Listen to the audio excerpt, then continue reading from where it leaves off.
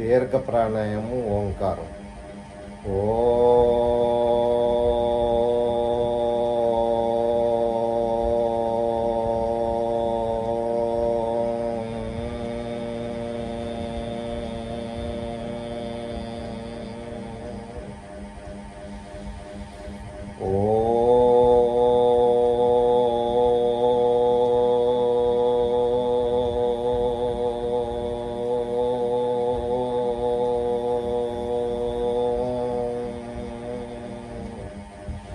నాభి దగ్గర నుంచి శబ్దం రావాలి. దీన్ని దీర్ఘ ప్రాణాయామం ఓంకారం అంటారు.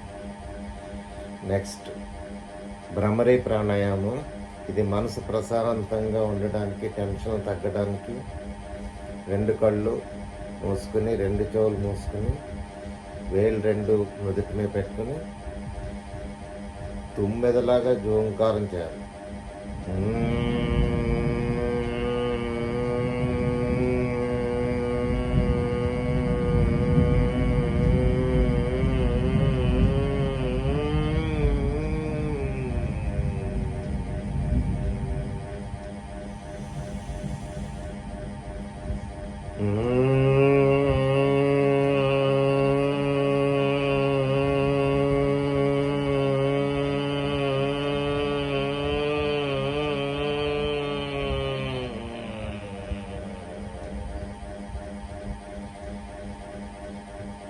ఇది కూడా దీర్ఘ ప్రాణాయామం.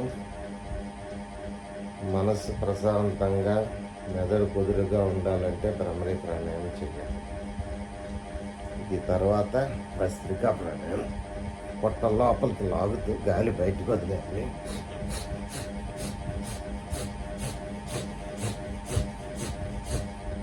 తర్వాత భస్త్రికా ప్రాణాయామం, కపాల భస్త్రిక.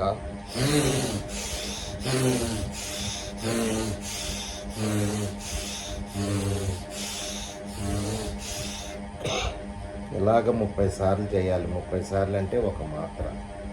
అట్లాగా 2-3 మాత్రలు వేసుకుంటే రోజు కూడా మనసు, లంగ్స్ బాగా ప్రశాంతంగా ఉంటాయి. నెక్స్ట్ ఎడమ ముక్కు మూసుకొని కుడి ముక్కుతో గాలి పీల్చుకుంటూ ఇది కూడా 30 సార్లు చేయాలి.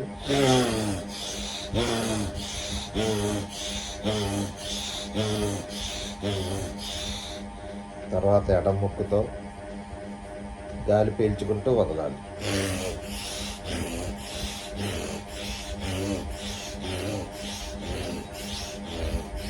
ఇది కూడా 30 సార్లు.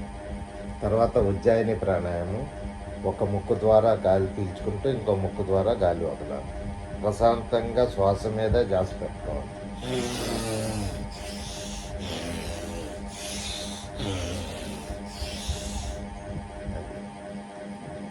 ఉజ్జాయిని ప్రాణాయామం. ఇప్పుడు సుఖ ప్రాణాయామం అంటే శబ్దం లేకుండా, గాలి బయటికి వినపడకుండా సౌండ్ జాగ్రత్తగా ప్రశాంతంగా లంగ్స్ రిలాక్స్ చేసుకుంటూ 30 సార్లు చేయాలి.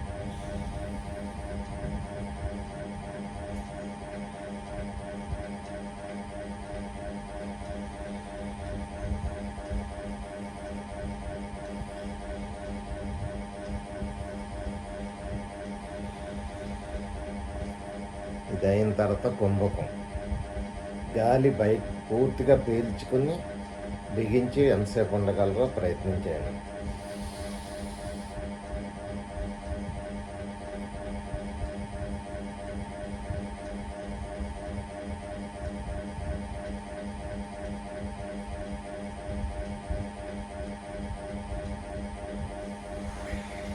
అలాగ 30 సెకండ్లు కానీ 1 మినిట్ కానీ ఉంటే చాలా మంచిది.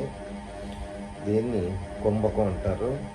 తర్వాత రేచకం. గాలి వదిలేసి మళ్ళీ బిగుతాం.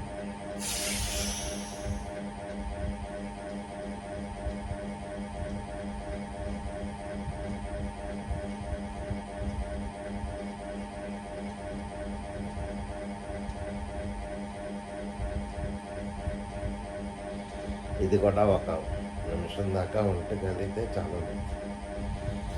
ఇవి ప్రాణాయామంలో రకాలు.